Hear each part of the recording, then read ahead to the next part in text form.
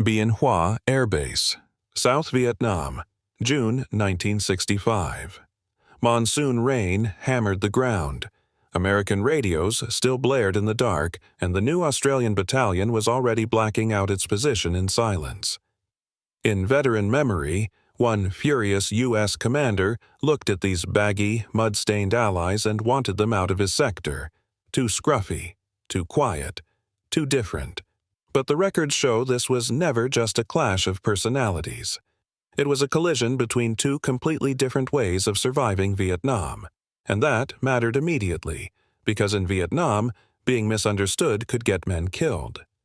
If the Australians bent to American methods, they risked becoming louder, more visible, easier targets in a war where the jungle was already listening. If they refused, they risked humiliation inside the alliance, seen as backward or timid by the biggest military machine on Earth. So the question was brutal and simple. Were these Australians out of date, or were they seeing the war more clearly than the Americans beside them? Australia had not entered Vietnam with grandeur. It began in 1962 with the Australian Army Training Team Vietnam, a small group of advisors sent into the American system, scattered across the country, often working singly or in pairs with South Vietnamese forces, Montagnards, U.S. Special Forces, and local units. Small numbers, long distances, no glamour, just men dropped into an expanding war, learning early that in Vietnam, survival belonged to the patient, the observant, and the men who could think before they fired. By 1965, the war was swelling fast. The United States had decided South Vietnam could not hold without escalation, and Australia sent one RAR to serve alongside the U.S. 173rd Airborne Brigade in Bien Hoa Province. To young Australian soldiers stepping off transport into the heat, the first impression was overwhelming. Aircraft everywhere. Helicopters in swarms. American abundance on a scale that seemed almost unreal. A war fed by steel, jet fuel, artillery shells, and confidence. But first impressions can lie. The Australians arrived in older gear, a mix of worn greens, old weapons, older habits, and a field style that looked unimpressive beside starched American uniforms and gaudy shoulder patches. One veteran remembered the contrast immediately. The Americans looked as if they were always ready for parade. The Australians looked like men already expecting a fight. Not polished, not elegant, just practical. And in that difference was the seed of the entire conflict to come. Because the Australians were not merely dressed differently, they thought differently. At dusk, they stood to in darkness while nearby American camps glowed with lights, slamming vehicle doors, loud talk, and radios. Australian veterans remembered the silence of their own perimeter and the almost casual noise from their allies. To one side, a force convinced its sheer power would dominate the battlefield. To the other, a smaller army that had learned in Malaya and Borneo that noise in the jungle was not confidence. It was an invitation. Then came the patrols, and this is where the contempt, the disbelief, the muttered insults would have sharpened. Australian veterans later described moving with American patrols and being horrified by what they saw. Rifles slung, men talking, radios sometimes playing, large groups drifting into ambush positions with a kind of casual bulk. The Australians felt exposed just standing among them. Every instinct told them the jungle would hear this long before the enemy was seen. And that is the cruel thing about doctrine. Men can die for a theory long before anyone admits it was wrong. To the Americans, the Australians could look almost perverse, too cautious, too unwilling to force contact, too attached to stealth. The U.S. way in those early years leaned toward overwhelming the enemy in open battle, using artillery, helicopters, aircraft, and volume of fire to smash guerrillas once they were fixed. Australian officers watched this closely, and one veteran remembered the cultural divide with painful clarity. Americans wanted what he called a Donnybrook, a big fight, while the Australians knew guerrillas did not fight by invitation. They fought when they chose and vanished when they didn't. There is a psychological humiliation in being the smaller ally. You are expected to fit in, to adapt, to follow the logic of scale. And for a while, the Australians had to live inside that logic, attached to American command, carried by American helicopters, fed by American fire support, measured beside American confidence. The pressure was obvious. If the big battalions, the air mobility, the bomb tonnage, the artillery parks, and the body counts were the future of this war, then what exactly were the Australians supposed to be? A quaint relic? A colonial sideshow? Men in faded greens pretending jungle crafts still mattered? And for a dangerous moment, even the Australians could feel the pull of that American rhythm. Young officers wanted first kills. Platoons wanted to prove themselves. Success was increasingly discussed in the language of enemy dead. One veteran admitted that in those early months he became almost reckless chasing that first confirmed kill because the atmosphere of the war pushed everyone toward numbers. That is how a doctrine spreads, not just through briefings but through shame, pride, impatience, and the need not to look ineffective beside your allies. Then the jungle began to punish illusions. The Australians saw American battalions suffer terrible casualties in operations designed to draw the enemy in. Companies were mauled. Helicopter landing zones filled with bodies. Men who had arrived with starched uniforms and absolute faith in firepower were suddenly being bagged for evacuation. Australian troops witnessed it up close, and the effect was chilling. This was no abstract doctrinal debate anymore. The question had become physical. Whose sons were still standing at dusk, and whose were being zipped into body bags. One of the most haunting lessons came in the Phuoc Woods, where Australians found themselves on top of a major tunnel complex. What should have been a holding operation turned into a nightmare beneath their boots. The enemy was not just in front of them, he was below them, around them, listening from black earth. Australians could hear movement in the tunnels, feel the uncertainty of ground that wasn't solid at all, and confront an enemy who could surface behind them, strike, and disappear again. Firepower could crater the jungle. It could not automatically solve the terror of an invisible enemy living underground. And this is where the myth of the clowns starts to rot from the inside. Because the Australians were not refusing modern war out of stubbornness. They were adapting to a battlefield that refused to behave like one. They learned to search with patience, to read disturbed earth, to notice absence as much as presence, to hear silence as information. In the Phuoc Woods, they faced tunnels, command-detonated explosives, hidden bunker systems, medics being killed while trying to save the wounded, and the suffocating claustrophobia of underground war. This was not glamour. It was not swagger. It was men learning that Vietnam punished every lazy assumption. The senior Australians absorbed that lesson fast. Official histories are blunt about it. The U.S. and South Vietnamese forces were fighting the insurgency differently from the Australians, and that difference became serious enough to shape policy. Australia decided it needed its own designated area of operations under its own command. Not out of vanity, out of necessity. If their men were going to fight the war in the way they believed actually worked, they needed room to do it. That decision gave birth to the first Australian task force in Phuoc Tuy in 1966. So, in one sense, the American colonel who wanted the Australians out got his wish. The Australians would go, but not because they had failed. They would go because they no longer intended to fight Vietnam as an accessory to someone else's doctrine. They would build at Nui Dat, patrol Phuoc Tuy, and run the war the way their own officers thought gave men the best chance of coming home alive. That is the deeper answer hidden inside the outburst.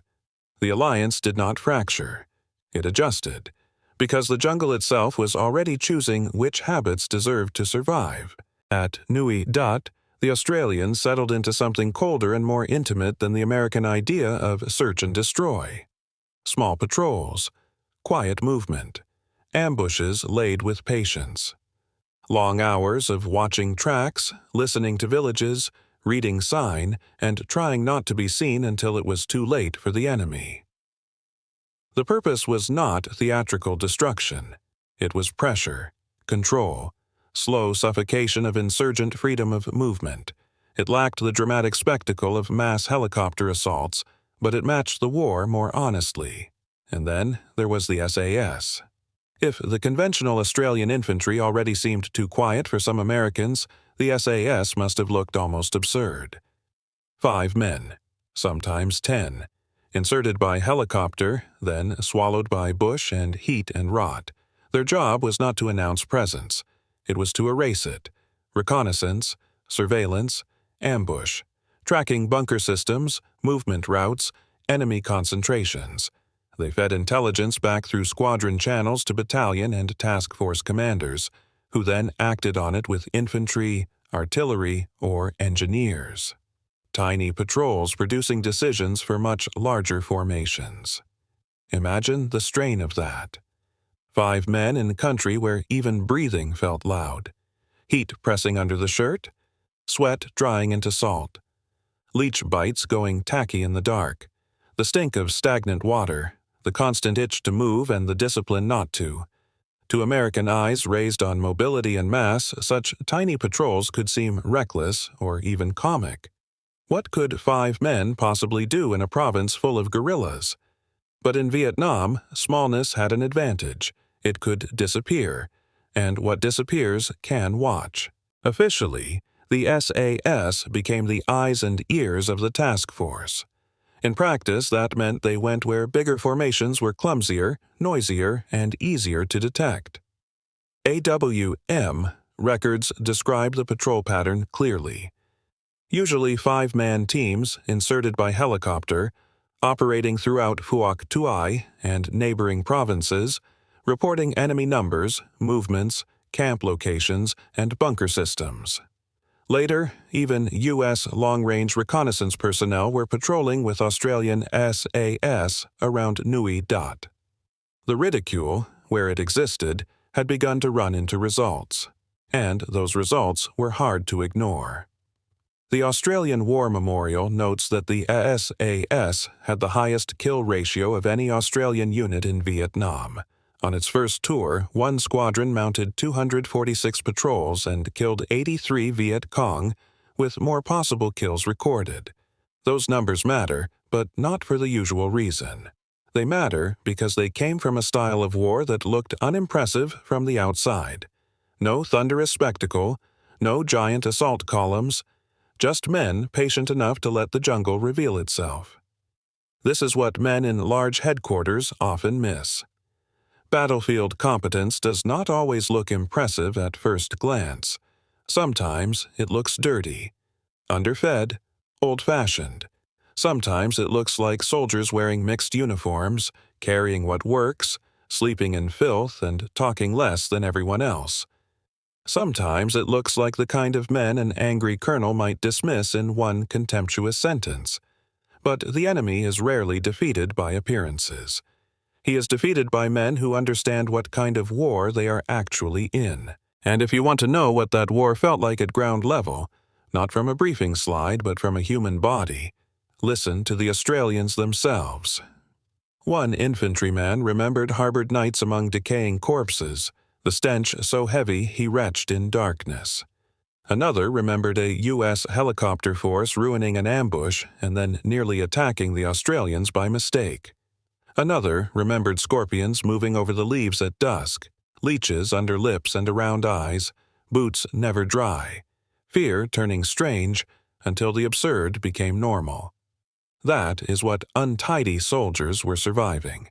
The American military machine was not stupid. It was massive, brave, and capable of extraordinary violence. Australian veterans repeatedly acknowledged American courage. That is important because this story is not about easy mockery. It is about friction inside an alliance where both sides were trying to win, but not always learning the same lessons at the same speed.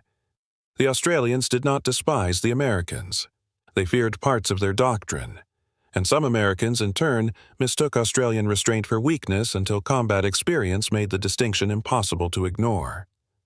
That is why the band The Australians' story has endured, even in rough-edged veteran memory.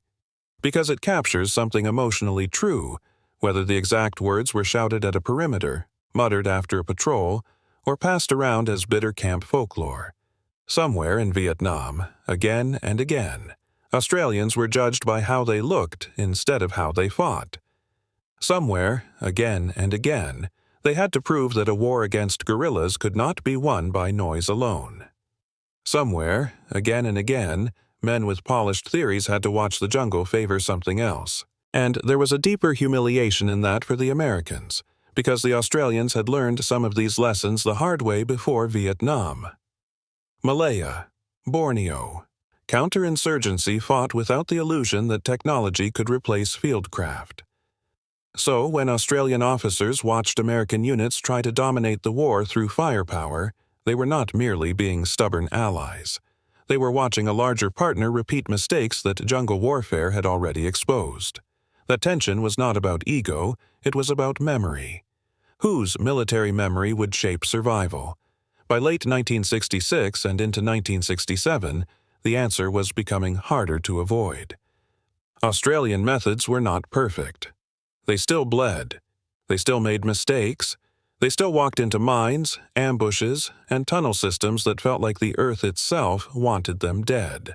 But their commanders had chosen a style built around reducing exposure, controlling casualties, and forcing contact on better terms. Officially, that meant small, quiet patrols. Unofficially, it meant admitting something politically awkward. The smaller ally had not come to Vietnam to learn everything from the bigger one. And that is the real sting inside the phrase, "Get those clowns out of my sector." Because once you strip away the contempt, what remains is fear of the unfamiliar. A fear every military institution carries. If these scruffy men are right, then our polished assumptions may be wrong. If silence works better than swagger, then rank cannot protect bad habits.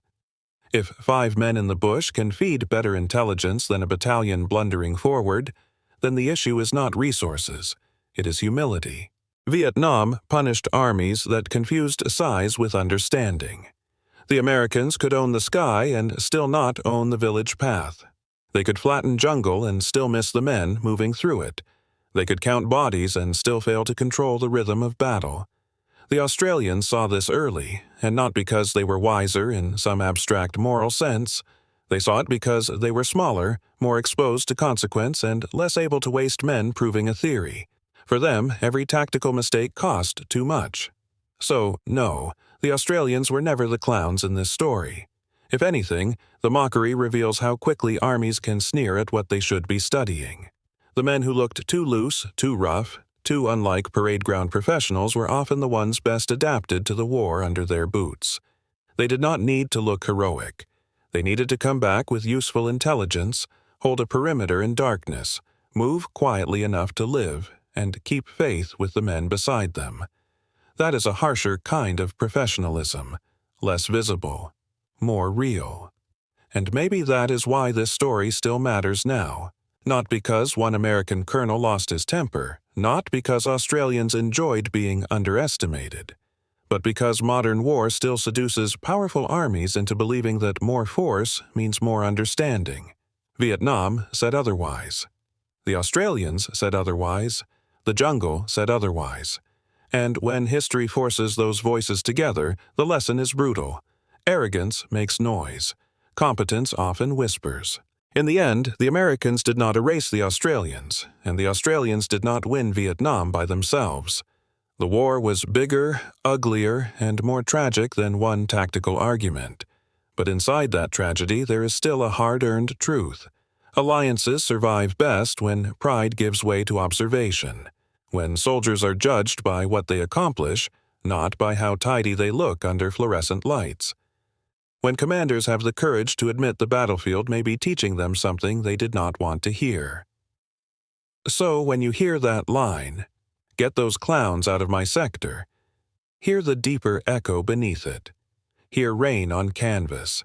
Hear radios crackling in one camp and silence settling in another. Hear 5 men easing into bush that wants to swallow them whole. Here a larger army learning, slowly and painfully, that polished doctrine is useless if it cannot smell the ground it stands on. And remember this, in Vietnam, the men laughed at first were often the men everyone else was studying by the end. That is the payoff. Not that the Australians were magical, not that the Americans were fools, but that war strips away vanity faster than almost anything on earth. In the end, it asks only one question. What works when the light goes, the jungle closes, and somebody is trying to kill you? In Vietnam, the Australians answered that question with patience, stealth, and the cold humility to fight the war that was actually there. If you want more untold military stories like this, subscribe to Australia's Secret Wars.